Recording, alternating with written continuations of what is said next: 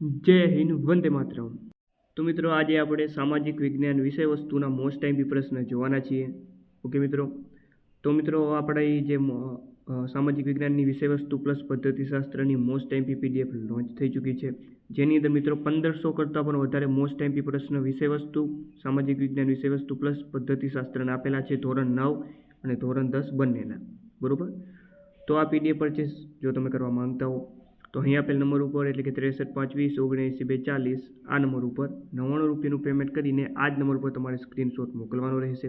વધારે કોઈ પણ પ્રકારની જાણકારી માટે આ હેલ્પલાઇન નંબર ઉપર તમે કોલ કરી શકો છો, ગમે ત્યારે મેસેજ કરી શકો છો। ડેમો કોપી જોવા માટે પણ આ નંબર ઉપર તમે મેસેજ કરી શકો છો, બરોબર। તો મોસ્ટ ટાઈમથી પ્રશ્ન છે મિત્રો પેપર 2 આખું મિત્રો પેપર 2નું વાત કરીએ વિભાગ 2માં 100માંથી 90+ પ્રશ્નો બેઠા પૂછાવાની હું તમને મિત્રો ગેરંટી આપું છું।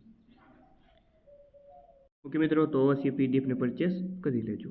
ચાલો, તો આજે આપણે શરૂઆત કરીએ। મિત્રો, આગળના વિડીયોમાં આપણે પાઠ 1થી ધોરણ 10નો પાઠ 1થી 5 સુધીના MCQ જોઈ ચૂક્યા છીએ। હવે આપણે આગળ વધશું, પાઠ 6થી કરીને 10ના MCQ આજે આપણે જોઈશું। તો ચાલો કે ભાઈ, અજંતાની કેટલી ગુફાઓનો ચૈત્યોમાં સમાવેશ થાય છે? તો જવાબ આવે મિત્રો 5।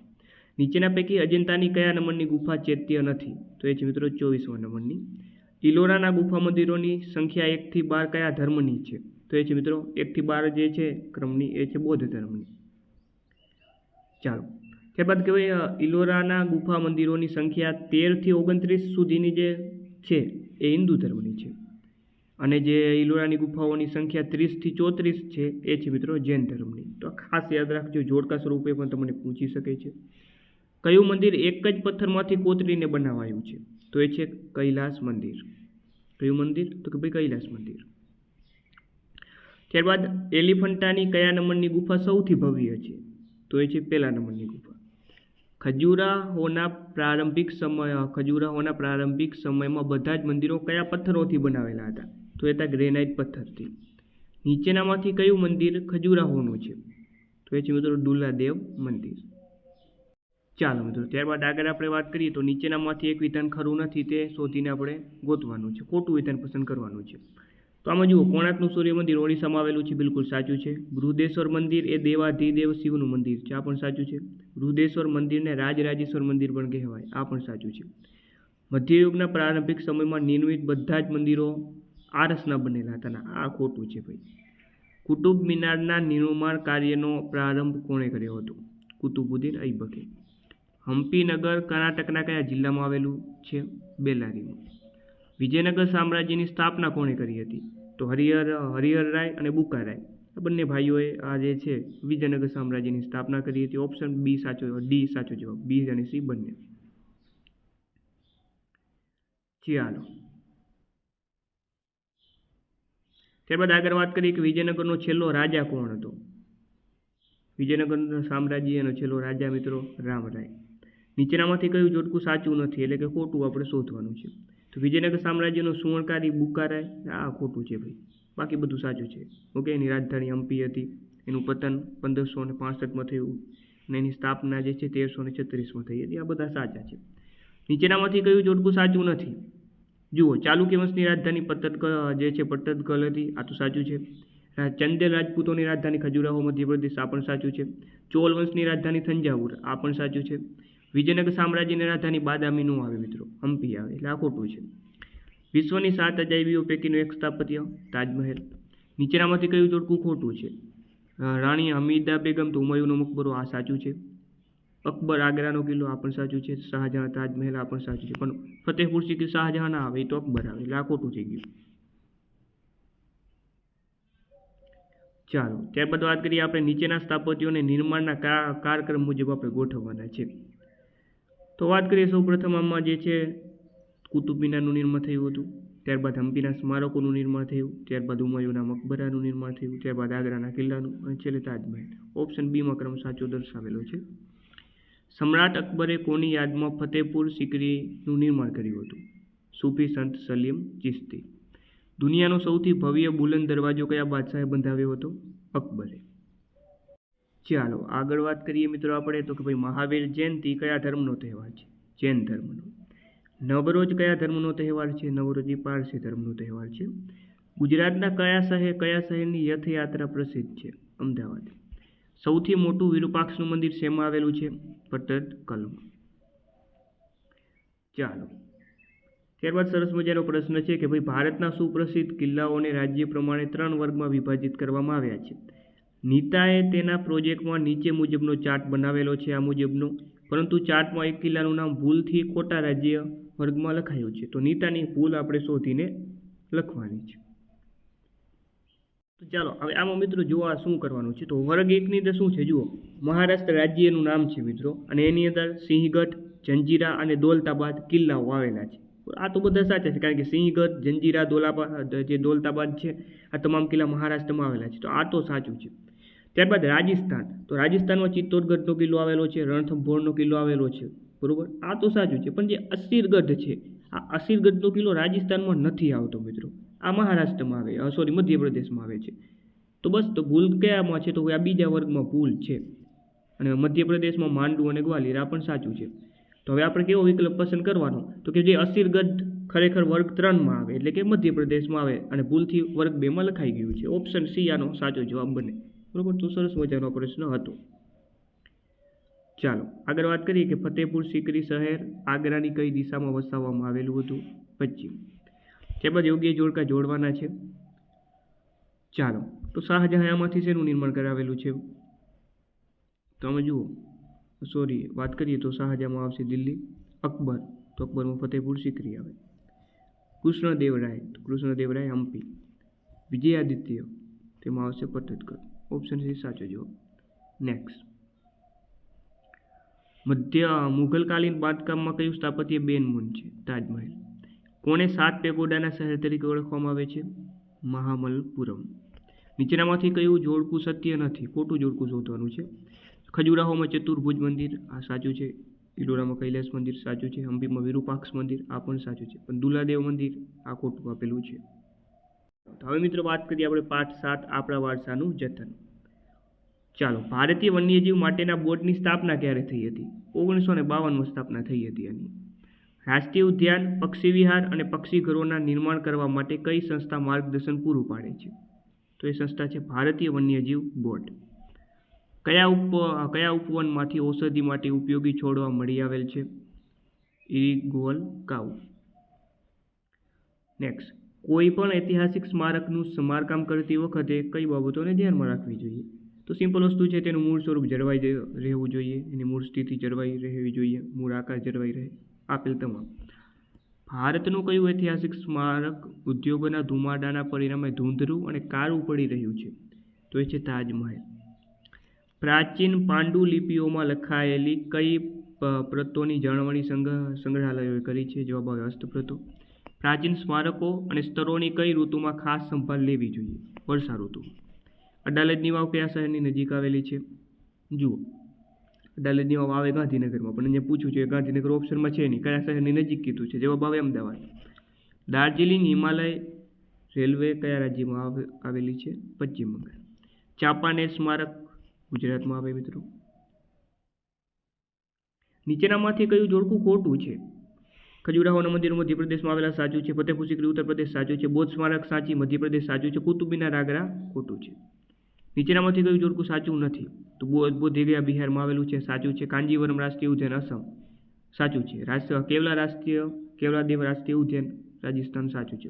આગ્રાનો કિલ્લો ચંદીગઢમાં ન આવે ભાઈ. ભારત દેશની કઈ બાબત વિશ્વમાં તેની વિશિષ્ટ ઓળખ છે? વિવિધતાની. મને કહેતા ગર્વ થાય છે કે જે ધર્મનો હું પ્રતિનિધિ છું તે ધર્મે જગતને સહિષ્ણુતા અને વિશ્વ બંધુત્વના પાઠો શીખવ્યા છે. તો આ વાક્ય કોનું છે ભાઈ? સ્વામી વિવેકાનંદનું. મોઢેરાનું સૂર્ય મંદિર કયા રાજ્યમાં આવેલું છે? ગુજરાતમાં. ત્યારબાદ જોડકા જોડવાના છે આની અંદર આપણે. તો વન્નીમાં આવશે મિત્રો મેવાડ. કીકડી, તો એમાં આવશે મિત્રો અજમેર. ઓરનમાં આવશે જેસલમેર, અને સામલાત દેહ, તો એમાં આવશે મિત્રો અલવર. ઓકે, તો આ થોડોક અઘરો પ્રશ્ન છે. ઓપ્શન સી સાચો જવાબ. હું આપણી રાષ્ટ્રીય ઓળખનો અરીસો છું. વારસો. કયું વિધાન યોગ્ય નથી? વન્યજીવોને લગતો કાયદો 1972માં સાચું છે, બરોબર છે. પણ આ જે છે 1950માં પ્રાચીન અવશેષ સ્તરોને લગતો કાયદો, આ મિત્રો આ ખોટું છે.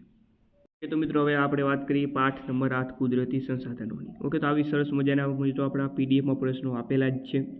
તો પીડીએફ મેળવવા માટે કોન્ટેક્ટ જરા કરી લેજો મિત્રો. 63 520 79 240 આ નંબર ઉપર તમારે 99 રૂપિયાનું પેમેન્ટ કરીને આ જ નંબર પર વોટ્સઅપ પર સ્ક્રીનશોટ મોકલવાનો રહેશે. વધારે જાણકારી માટે આ નંબર ઉપર તમે મેસેજ કરી શકો છો, કોલ ગમે ત્યારે કરી શકો છો. ડેમો કોપી જોતી હોય તો પણ આ નંબર ઉપર મેસેજ કરી શકો છો. ચાલો આગળ વાત કરીએ કે ભાઈ કયા સંસાધનો રાષ્ટ્રીય અર્થતંત્રની કરોડરજ્જુ છે. તો એ છે કુદરતી સંસાધનો. માનવ સ્વયં પણ એક ખાલી જગ્યા છે. ખુદ પણ માનવ શું છે? એક સંસાધન છે. નીચેના કુદરતી સંસાધનમાં કયું સંસાધન અજૈવિક છે? તો એ છે મિત્રો જમીનો. નીચેનામાંથી કયું ખનિજ જૈવિક છે? તો જવાબ આવશે કોલસો. એક ચોક્કસ સમયમાં આપમેળે નિર્માણ પામતા સંસાધનો નવીનીકરણીય. નેક્સ્ટ વાત કરીએ કે એક ચોક્કસ સમયમાં આપમેળે નિર્માણ ન પામતા હોય એવા સંસાધનોને કહેવાય અનવીનીકરણીય સંસાધનો. ત્યારબાદ સંસાધનોના આયોજનના તબક્કાઓમાં નીચેનામાંથી કયા એક તબક્કાનો સમાવેશ નથી થતો? તેમાં જવાબ આવે કે ભાઈ સંસાધનોના પ્રાપ્ય સ્થાનો. સંસાધનોનું સર્વેક્ષણ સંસાધન આયોજનના કયા તબક્કામાં આવે છે? પ્રથમ. રાજસ્થાનની કઈ જાતિના લોકો વૃક્ષો અને પ્રાણીઓના સંરક્ષણ માટે કેટલાક સિદ્ધાંતોનું પાલન કરે છે? બિશ્નોઈ. ભારતના સંદર્ભમાં કયું જોડકું સાચું નથી? તો કે રણ 14% વિસ્તારમાં આવેલું છે. ના, આ ખોટું છે ભાઈ. ખડકોના ખવાણથી કયું આવરણ તૈયાર થાય છે? ભૂમિ આવરણ. ત્યારબાદ રેગોલિથ જમીનમાં ફક્ત શું હોય છે? તો ફક્ત ખનિજ દ્રવ્ય હોય છે. ભારતની જમીનોને કેટલા પ્રકારમાં વહેંચવામાં આવે? 6. નીચેના વાક્યોમાં કાંપની જમીનના સંદર્ભે કયું સાચું નથી? કોઈ કાંપની જમીન દ્વિકલ્પીય ઉચ્ચ પ્રદેશની ભેટ છે. કઈ જમીન કસદાર અને ચીકણી તેમજ લાંબા સમય સુધી ભેજ ગ્રહણ કરવાની ક્ષમતા ધરાવે છે? તો એ છે કાળી જમીન, જે કપાસ માટે જાણીતી છે, કપાસના ઉત્પાદન માટે જાણીતી છે. કાળી જમીન કયા ખડકો દ્વારા તૈયાર થયેલી છે? રૂપાંતરિત ખડકો. નેક્સ્ટ. રાતી જમીન બાબતે શું નથી સાચું? રાતી જમીન તો કે ભાઈ એ આગ્નેય અને રૂપાંતરિત ખડકોમાંથી તૈયાર થાય છે. લોહ અને સેન્દ્રિય તત્વોનું પ્રમાણમાં વધુ હોય છે. છિદ્રાળુ અને ઉપજાઉ હોય છે. પણ ઉત્તર પ્રદેશ, જમ્મુ કાશ્મીર અને મહારાષ્ટ્રમાં જમ્મુ કાશ્મીરમાં ના જોવા મળે. બરોબર, એટલે આ ખોટું થઈ ગયું. ચાલો આગળ વાત કરીએ તો ભારતના શુષ્ક અને અર્ધશુષ્ક પ્રદેશમાં કયા પ્રકારની જમીન જોવા મળે છે? રણ પ્રકારની. જમીન ધોવાણની મુખ્ય કેટલી પદ્ધતિ છે? 3. દેશની લગભગ કેટલી ભૂમિ પહેલેથી જ અવક્રમણની અસર હેઠળ છે? 40 લાખ હેક્ટર. ભારતનો કેટલો વિસ્તાર ઉજ્જડ ભૂમિનો છે? 5%. ભારતમાં કેટલા ટકા ભૂમિ કૃષિ પ્રવૃત્તિ માટે ઉપલબ્ધ નથી? 14%. કઈ માનવીય પ્રવૃત્તિ મુખ્યત્વે જમીન ધોવાણ માટે જવાબદાર છે? ખનન અને ઉદ્યોગ. નેક્સ્ટ. ભારતમાં લગભગ કેટલા કરોડ હેક્ટર ભૂમિ ધોવાણ થઈ ચૂક્યું છે? 13. રણને આગળ વધુ અટકાવવા માટે કાંટાની ઝાડ ઝાંખરી ઉગાડવી જોઈએ. નીચેની પદ્ધતિઓ પૈકી કઈ પદ્ધતિ ભૂમિ ધોવાણ અટકાવવા માટેની સહાયરૂપ પદ્ધતિ નથી? તો પછી સમયાંતરે પાક ફેરબદલી કરવી. આ નથી ભાઈ, બાકી બધું છે. ત્યારબાદ જોડકું જોડવાનું છે ભાઈ. ચાલો તો સ્પષ્ટ વાવેતર વિસ્તાર વાત કરીએ તો એ છે મિત્રો 46%. બરોબર. પડતર ભૂમિ છે 8%. કૃષિ માટે ઉપલબ્ધ નથી એવું 14%. આપણે આગળ જ જોયું. અને ઉજ્જડ ભૂમિ છે 5%. સામે જવાબ આપી દીધા છે. ઓપ્શન બી સાચો જવાબ. ચાલો ત્યારબાદ ચેપ્ટર નંબર 9 વનસ્પતિ અને વન્યજીવ સંરક્ષણ. ભારતની કઈ સંસ્કૃતિને અરણ્ય સંસ્કૃતિ તરીકે ઓળખવામાં આવે છે? આર્ય સંસ્કૃતિ. ભારત વનસ્પતિ વિવિધતાની દ્રષ્ટિએ એશિયામાં અને વિશ્વમાં અનુક્રમે કયું સ્થાન ધરાવે છે? એશિયામાં 4થું અને વિશ્વમાં 10મું. Option A. કયું લાકડું ઇમારતી લાકડા તરીકે ફર્નિચર માટે ઉપયોગી છે? સાલ. જંગલોમાંનું કયું લાકડું રેલવેના ડબ્બા બનાવવા કામ લાગે છે? સાગ. વાતાવરણમાં ઓક્સિજન અને કાર્બન ડાયોક્સાઇડનું સંતુલન કરવાનું કામ કોણ કરે છે? એ જ કરે છે જંગલો. ત્યારબાદ ખજૂર, બાવર, બોરડી, થોર વગેરે જેવી વનસ્પતિ કયા જંગલોમાં જોવા મળે છે? ઉષ્ણકટિબંધીય કાંટાળા જંગલો. વહીવટી હેતુસરના જંગલોના 3 પ્રકાર પડે છે. તેમાં શેનો સમાવેશ નથી થતો? આ મેંગ્રુવ જંગલોનો સમાવેશ ના થાય. બાકી સંરક્ષિત જંગલો છે, સંરક્ષિત જંગલો, આરક્ષિત જંગલો, બિનવર્ગીકૃત જંગલો. ચાલો ત્યારબાદ ક્વેશ્ચન નંબર 8 છે કે ભાઈ જંગલોના આડેધડ વિનાશ નાશથી પર્યાવરણને કયું દુષ્કર પરિણામ ભોગવવું પડ્યું નથી? કયું નથી ભોગવવું પડ્યું? તો જવાબ આવે ઓઝોન સ્તરનું તૂટવું. ગીચતાના આધારે જંગલોના કયા 3 પ્રકાર પડે છે? તો સઘન, ખુલ્લા અને મેંગ્રુવ, આ 3 આવે. એટલે ઓપ્શન ડી સાચો જવાબ આપેલ તમામ. ચાલો, વ્યાપક જંગલ વિસ્તાર ધરાવતા વિસ્તારોને વધુથી ઓછા ક્રમ મુજબ ગોઠવવાના છે. તો ઓપ્શન બી આમાં સાચો જવાબ રહેશે. આંદામાન નિકોબાર, મિઝોરમ, મણિપુર, ત્રિપુરા, અરુણાચલ પ્રદેશ, ગુજરાત અને છેલ્લે હરિયાણા. મેદાની પ્રદેશોમાં જંગલોનું પ્રમાણ કેટલા ટકા જેટલું છે? 20%. જંગલોના નાશ માટે સૌથી વધુ દોષિત કોણ છે? માનવી પોતે. ભારતમાં હકીકતમાં કેટલા લાખ હેક્ટર વનાચ્છાદિત ક્ષેત્ર છે? 637 આવશે. તેહરી ગઢવાલ જિલ્લો કયા રાજ્યમાં આવેલો છે? ઉત્તરાખંડ. ચાલો, જંગલોના સંરક્ષણ માટે સુંદરલાલ બહુગુણા અને ચંદી પ્રસાદના નેતૃત્વ નીચે કયું આંદોલન થયું હતું? ચિપકો. યુનેસ્કોના કાર્યક્રમ અંતર્ગત વન સંરક્ષણ ક્ષેત્રે કયા ક્ષેત્રો ઊભા કરવામાં આવ્યા છે? જૈવ આરક્ષિત ક્ષેત્રો. ભારતની રાષ્ટ્રીય વનનીતિ અને નવી રાષ્ટ્રીય વનનીતિ અનુક્રમે ક્યારે અમલમાં આવી? તો અનુક્રમે 1952 અને 1988. વનીકરણ અને પડતર ભૂમિ વિકાસ ક્ષેત્રે વિશિષ્ટ યોગદાન માટે ભારત સરકાર કયો એવોર્ડ એનાયત કરે છે? તો એ એવોર્ડ છે ઇન્દિરા પ્રિયદર્શિની વૃક્ષ મિત્ર એવોર્ડ. ચાલો, ત્યારબાદ કઈ સંસ્થાએ રેડ લિસ્ટના માપદંડ અને તે સંદર્ભે ગુજરાતમાં સસ્તન વર્ગના પ્રાણીઓની યાદી તૈયાર કરી છે? IUCN. Okay, international union conservation of nature. કયા રાજાએ વન્યજીવોના સંરક્ષણ માટે કાયદા બનાવ્યાની નોંધ ઇતિહાસમાંથી મળી આવી છે? અશોક. એપ્રિલ 1973માં પ્રોજેક્ટ ટાઈગર દ્વારા કેટલા વાઘ અભયારણ્ય ઊભા કરવામાં આવેલા છે? 16. ગુજરાતમાં કઈ સ્વૈચ્છિક સંસ્થા વન સંરક્ષણની દિશામાં કામ કરે છે? Gujarat wild life society. ભારતમાં કેટલા જીવારક્ષિત ક્ષેત્રો, અભયારણ્યો અને રાષ્ટ્રીય ઉદ્યાનો આવેલા છે? તો આ ડેટા હે બરોબર છે પાઠ્યપુસ્તક અનુસાર. રાજસ્થાનમાં કયું રાષ્ટ્રીય ઉદ્યાન આવેલું છે? રણથંભોર. અહીં ખેડૂતોને ખેતી કરવાની કે પશુઓ ચરાવવાની પરવાનગી આપવામાં આવતી નથી. તો એ હોય અનામત જંગલો. તમને આપવામાં આવેલ અભયારણ્યોને ઉત્તરથી દક્ષિણમાં ગોઠવવાના છે. 4 અભયારણ્ય દર્શાવેલા છે. દચીગામ છે, ચંદ્રપ્રભા છે, પેરિયાર છે અને ગીર છે. સ્વાભાવિક વસ્તુ છે, પેરિયાર છે એટલે કેરળમાં આવે તો છેલ્લે પેરિયાર આવે. તો ઓપ્શન ડીમાં એક જ પેરિયાર છેલ્લે આપેલું છે. ઓપ્શન ડી સાચો જવાબ.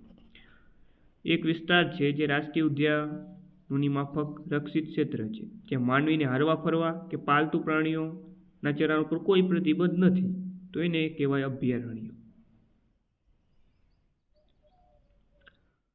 હવે કે ભાઈ શ્રી યુનિવર્સલ શાળામાં વન્યજીવ સંરક્ષણ ઉપાયો અંગે ચર્ચા સભામાં શિક્ષકોએ જુદા જુદા મંતવ્યો રજૂ કર્યા. તો ઉપરોક્ત શિક્ષકો પૈકી કયા શિક્ષકનું મંતવ્ય યોગ્ય ન ગણી શકાય? તો વાંચીએ આપણે. રમેશભાઈ એવું કહે છે કે ભાઈ લોકોને વન્યજીવોનું મહત્વ સમજાવવું જોઈએ. આ તો બિલકુલ યોગ્ય છે. ત્યારબાદ રામભાઈ આવે છે, તે બોલે છે કે ભાઈ જંગલોમાં આગ લાગે ત્યારે અગ્નિશામનના સાધનો છે એનો ઉપયોગ કરવો જોઈએ. સાચું છે. વિનોદભાઈ એવું કહે છે કે વન્યજીવોને રોગોની સારવાર સમયસર મળવી જોઈએ. સ્વાભાવિક વસ્તુ છે મિત્રો, સામાન્ય બુદ્ધિનો પ્રશ્ન છે. જિગ્નેશભાઈ એવું કહે છે કે ભાઈ વન વિસ્તારો, અભયારણ્યોમાં પ્રવાસન પ્રવૃત્તિઓને ઉત્તેજન આપવું જોઈએ. આ યોગ્ય ન કહી શકાય. એટલે જિગ્નેશભાઈ અહીં ખોટું બોલી રહ્યા છે, અથવા તો જે છે આ વાત અયોગ્ય કહી શકાય. ચાલો, ચેપ્ટર 10 ભારત કૃષિ. આત્મનિર્વાહ ખેતીમાં સિંચાઈની સગવડ મળતા કયા પાકની ખેતી થાય છે? રોકડિયા. સિંચાઈની સગવડતાઓ અલ્પ અને વરસાદ ઓછો હોય ત્યાં કેવા પ્રકારની ખેતી થાય છે? સૂકી ખેતી. વરસાદ વધુ પડે છે, સિંચાઈની સગવડતા છે તેવા વિસ્તારોમાં કેવી ખેતી થાય? ભીની ખેતી. જમીનની ફળદ્રુપતા અને ઉત્પાદનમાં વધારો કઈ પદ્ધતિથી થઈ શકે? તો સજીવ ખેતી છે, પોષણક્ષમ ખેતી છે, મિશ્ર ખેતી છે, તમામથી થઈ શકે. રવિ પાક કઈ ઋતુમાં લેવામાં આવે? શિયાળામાં. કઈ ખેતીમાં ઉત્પાદન લાંબા સમય સુધી મળતું રહે છે? બાગાયતી ખેતીમાં. જાયદ પાક કઈ ઋતુમાં આવે? જાયદ પાક એટલે ઉનાળુ પાક. કયો પાક ખરીફ પાક તેમજ રવિ પાક છે? તો એ છે મિત્રો એરંડિયા. ભારતમાં કુલ કૃષિ ઉત્પાદનમાંથી ધાન્ય પાકોની ટકાવારી છે 50%. ડાંગર કેવો પાક છે? તો એ છે ઉષ્ણકટિબંધીય. ભારતમાં ડાંગર પછી મહત્વનો પાક હોય તો એ છે ઘઉં. ઘઉંના પાકને શાનાથી ફાયદો થાય? ઝાકળથી. ભારતમાં ઘઉંનું હેક્ટર દીઠ સૌથી વધુ ઉત્પાદન કયા રાજ્યમાં થાય? પંજાબમાં. ચાલો, જુવાર, બાજરી, મકાઈ, જવ કેવા પાકો છે? જાડા ધાન્ય પાકો. બાજરીના પાકને કેવા પ્રકારની જમીન માફક ધરાવે છે? રેતાળ. જુવારના પાકને કેવી જમીન અનુકૂળ આવે છે? ગોરાડુ. પહાડી વિસ્તારોમાં રહેતા લોકોનો મુખ્ય ખોરાક છે મકાઈ. મકાઈનું સૌથી વધુ ઉત્પાદન ભારતમાં ક્યાં થાય? મધ્યપ્રદેશમાં. વિશ્વમાં એરંડિયાના કુલ ઉત્પાદનમાં ભારતનો હિસ્સો છે 20%. સૌથી વધારે ગુજરાત છે આખા વિશ્વમાં. સૂર્યનો સીધો તાપ કયા છોડને નુકસાન કરે? કોફીને. ચાલો, ત્યારબાદ કપાસને કેવા પ્રકારની જમીન માફક આવે? તો ભાઈ કાળી અને ખનિજ દ્રવ્યો યુક્ત. ઓપ્શન ડી સાચો જવાબ છે. ચાલો, આઝાદી સમયે જે પાકની આયાત કરવી પડતી તે પાકને અત્યારે નિકાસ થાય છે તે પાક કયો છે? તો એ છે ઘઉંનો પાક. શણના ઉત્પાદનમાં ભારતનું સ્થાન બીજું છે. રબરના પાકની ખેતી કેવા પ્રકારની ખેતી છે? એ છે બાગાયતી ખેતી. દક્ષિણના કયા રાજ્યમાં દ્રાક્ષની ખેતી થાય? તમિલનાડુમાં. ICARનું ફૂલ ફોર્મ જણાવવાનું છે તો એનું પૂરું નામ છે Indian council of agriculture research. કયા કાયદા દ્વારા જમીન માલિકીની તીવ્ર અસમાનતા દૂર કરવામાં આવે છે? જમીન ટોચ મર્યાદા. ફૂલ ફોર્મ જણાવવાનું છે મિત્રો, તો આનું ફૂલ ફોર્મ વાત કરીએ તો Gujarat state cooperative marketing society limited આનું પૂરું નામ થશે. ઓકે, ગુજકો મેસોડનું. અયોગ્ય જોડકું પસંદ કરવાનું છે. કપાસ માટે કાનમ પ્રદેશ સાચું છે. તમાકુ માટે ચરોતર પ્રદેશ આવે. ઘઉં માટે ભાલ પ્રદેશ આવે. કોકો માટે કુર્ગ પ્રદેશ આ ખોટું છે. કોકો માટે નહીં, આ કોફી માટે. ઓકે, કોફી માટેનો કુર્ગ પ્રદેશ આવે, કોકો ના આવે. ભારતમાં હેક્ટર દીઠ ખેતી પાકોનું ઉત્પાદન ઓછું થાય છે તેમાં કયું એક સાચું નથી? કે ભાઈ શિક્ષિત ખેડૂતો આ ખોટું થશે. દેશની કુલ વસ્તીના કેટલા ટકા લોકોને કૃષિ દ્વારા રોજગારી મળી રહે છે? લગભગ 65%ની આજુબાજુ, 64%. નીચે ભારતના કેટલાક પાક, તેને માટે જરૂરી જમીન અને તે પકવતા રાજ્યો અને તેની વિશેષતા દર્શાવેલી છે. આમાંથી સાચી ગોઠવણી જણાવવાની છે આપણે. તો ચા જે છે તે ઢોળાવવાળી લોહયુક્ત જમીન અસમ અને પશ્ચિમ બંગાળ નિકાસમાં મોખરે છે. તો આપેલું સાચું છે, બાકીના ખોટા છે. બરોબર. ચાલો, ત્યારબાદ સરસ મજાનું જે છે જોડકું આપણને આપી દીધું છે. તો વાત કરીએ મિત્રો આપણે જો ખરીફ પાક, તો ખરીફ પાકનો શું સમયગાળો હોય? જૂનથી નવેમ્બર. બરોબર. ખરીફ પાકનો સમયગાળો શું હોય? જૂનથી નવેમ્બર. વર્ષા જે છે વર્ષા ઋતુમાં. અને આમાંથી કયો પાક જે છે ખરીફ પાક છે?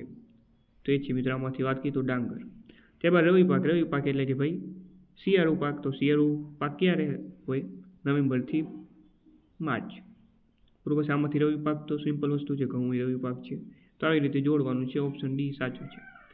કૃષિ ક્ષેત્રે આવેલ સુધારામાંથી કયો સુધારો ટેકનિકલ નથી?